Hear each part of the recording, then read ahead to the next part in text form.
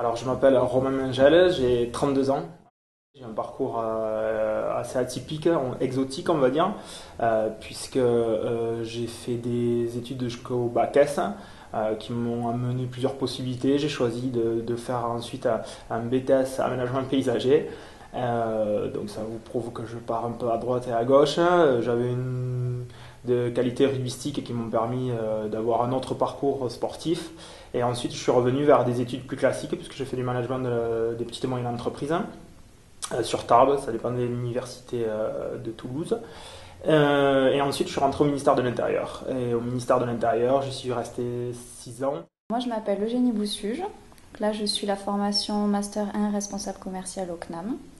J'ai également intégré la formation pour ma licence et je suis dans le secteur des télécommunications depuis 2 ans. La période de 2 ans est bénéfique parce qu'on peut vraiment aller jusqu'au bout du programme. C'est vrai qu'en licence, on a étudié, on a un petit peu survolé un peu le tout, mais quand on se passionne un peu plus, c'est vrai que là, on peut aller beaucoup plus dans le détail et vraiment acquérir beaucoup plus de compétences et donc de mettre en pratique ces compétences dans le monde du travail beaucoup plus concrètement. C'était une formation qui est assez généraliste, qui m'ouvre la porte à d'autres spécialisations par la suite. Je privilégiais le public, le secteur public, pour diverses raisons idéologiques, je dirais, aussi pour la qualité de la formation que j'avais pu voir sur Internet, et puis par le contact aussi. Ça m'avait été recommandé, et puis j'avais eu le contact avec Madame Sonia Vartian, pour ne pas la nommer.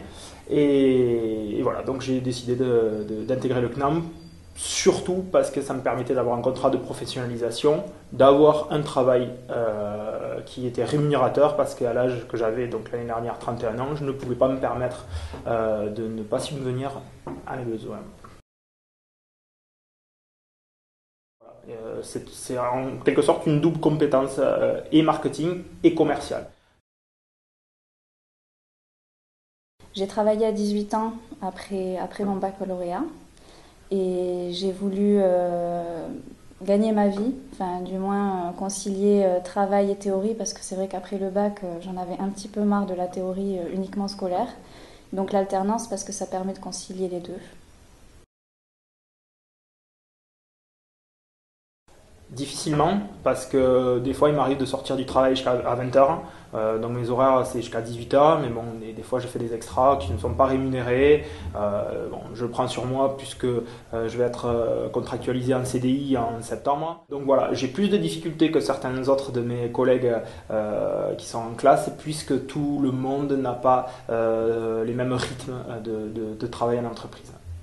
Il y a un petit temps d'adaptation, peut-être 1 ou 2 mois, le temps de trouver le rythme, mais une fois qu'on est dedans, tout va très bien.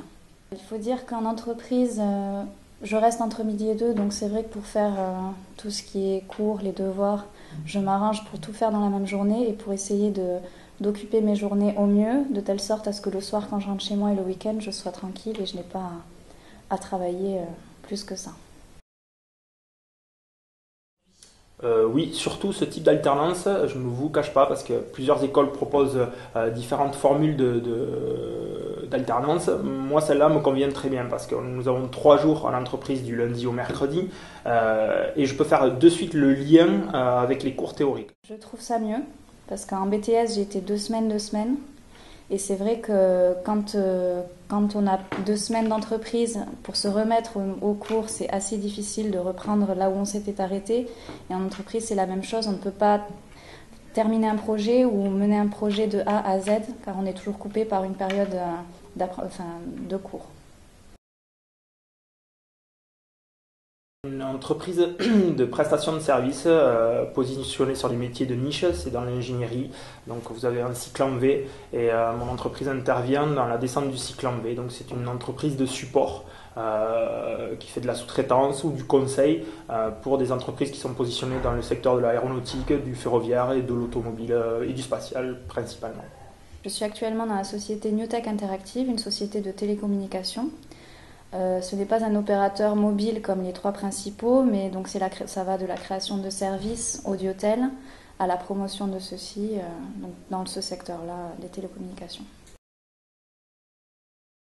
Je suis chef produit, Donc mes responsabilités sont totales. Je dois néanmoins demander l'autorisation de développer un produit à mon supérieur hiérarchique. Mais après, donc l'autonomie totale, de la création du cahier des charges au test du produit, à la promotion de celui-ci, autonomie totale. Ingénieur d'affaires, je dois développer le portefeuille, je dois maintenir certains contacts avec des clients actuels, donc ça peut être de très très grosses entreprises comme de plus modestes.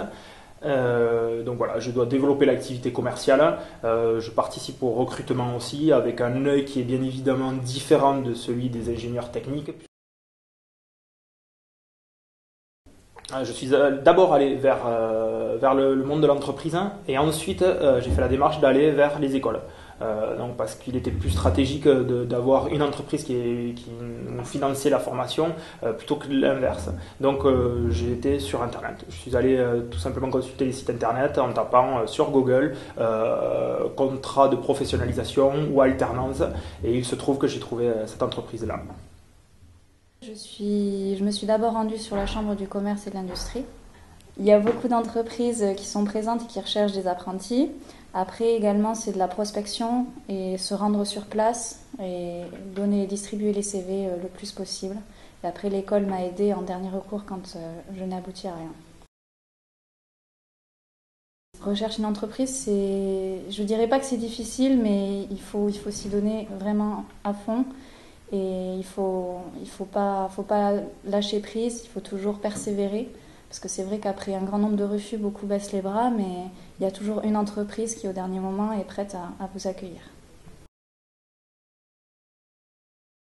Je ne bénéficie pas de vacances scolaires classiques. En revanche, je m'arrange pour poser, j'ai quand même droit à 5 semaines de congés payés. Dans certaines entreprises, également des RTT. Donc je ne suis pas en manque de vacances. Bien au contraire, c'est suffisant. Moi, personnellement, ça me convient et il y a certains cours qui rejoignent exactement ce que je fais dans l'entreprise. Sur les cours, j'ai rien à dire, je suis très satisfait.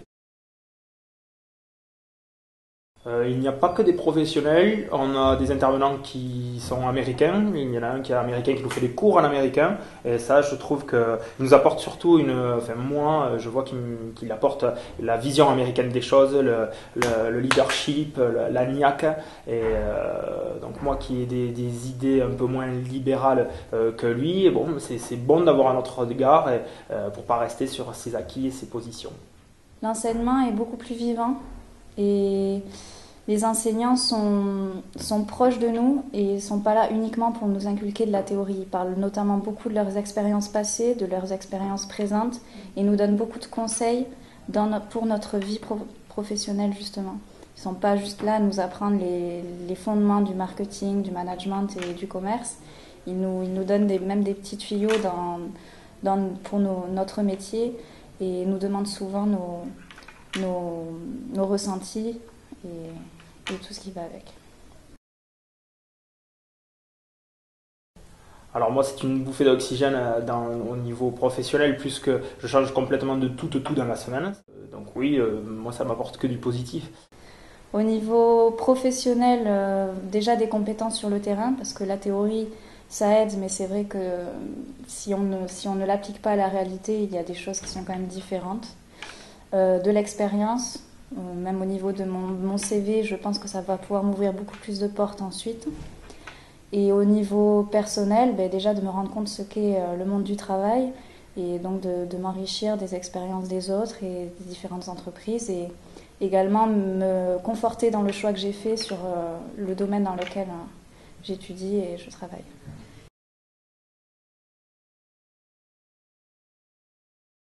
Ah, totalement. Là, on est de suite au contact de l'entreprise, on y a déjà un pied. On peut satisfaire ou non à l'entreprise, on peut avoir une vision de l'entreprise et savoir si oui ou non ça va nous intéresser. Donc voilà, moi je sais que je vais avoir un CDI que je vais signer en septembre au sein de cette entreprise-là. Je sais aussi que si je n'avais pas convenu, j'avais une multitude de possibilités d'aller vers d'autres types d'entreprises, puisque je reprenais mes études et puisque j'avais une formation qui était généraliste. Je veux continuer par un Master 2, soit au CNAM, soit à l'IAE, et en accord avec mon directeur. qui est au sein de l'entreprise, parce que les deux formules ne seront pas les mêmes. Voilà. Mais en tous les cas, ça sera deux institutions publiques et ça j'y tiens. Donc, voilà. Je pense que je privilégierai le CNAM, ça sera en cours du soir. Mais je m'arrangerai avec le directeur et j'espère que le CNAM s'arrangera aussi avec mon entreprise pour que les 2 heures de travail que l'on aura 3 soirs par semaine seront déduits des 35 heures de travail hebdomadaire. Je souhaite poursuivre mes études donc, jusqu'au Master 2. J'ai l'opportunité de rentrer dans le secteur de l'aéronautique, donc toujours en contrat de professionnalisation. Et par la suite, après, je sais que ce secteur me plaît beaucoup, mais sur le long terme, je ne sais pas.